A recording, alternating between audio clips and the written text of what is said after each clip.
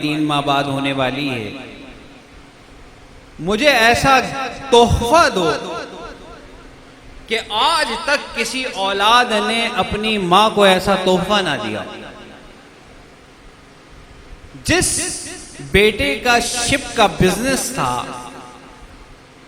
اس نے اپنے مینیجر کو فون کیا اور کہا کہ ایک ایسا شپ بناؤ 2-4 ماہ کے اندر کہ اس جیسا شپ دنیا میں نہ ہو۔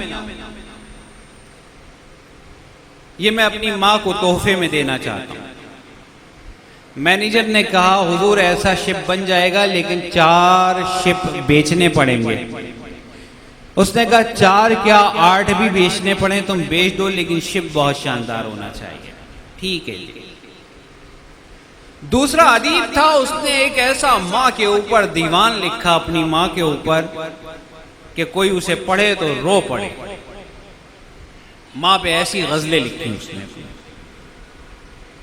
تیسرا سائنٹسٹ تھا، اس نے کوئی ایجاد کی اور اس کو اپنی ماں کے نام سے موسوم کر دیا۔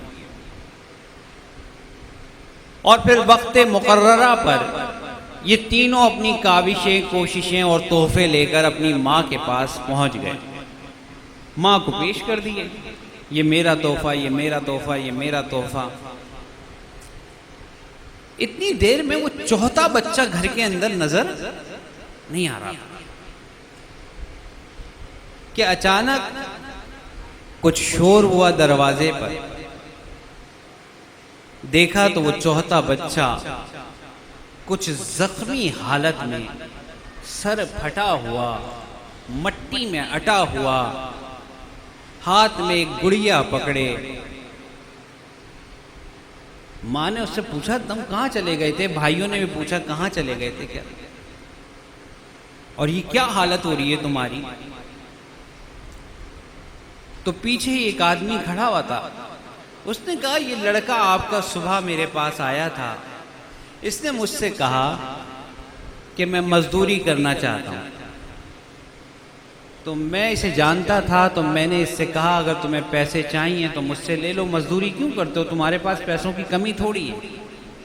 کہا نہیں مجھے مزدوری کرنی ہے آج اور مجھے کچھ پیسے چاہیے۔ کہنے لگا کہ میں نے اس کے مزدوری دے دی اور اس سے کہا یہ مٹی یہاں پڑی ہے، اس کو یہاں سے اٹھا کے ادھر ڈالتے رہو۔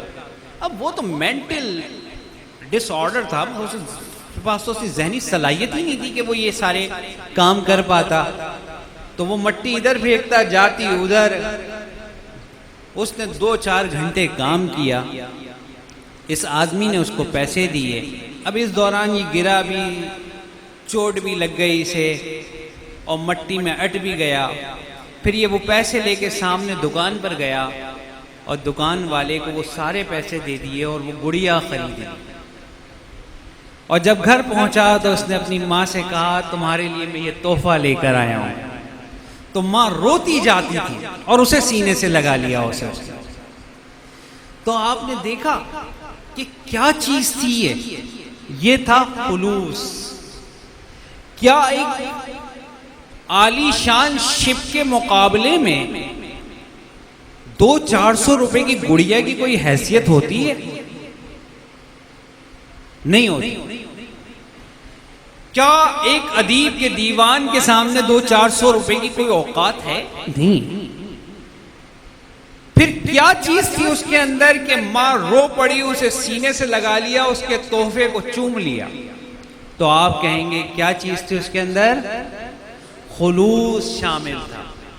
تو بحیثیت مسلمان آپ اپنے فیلنگز اور اپنے جذبات میں خلوص کو شامل کیجئے اور اس کی ذمہ داری اٹھائیں۔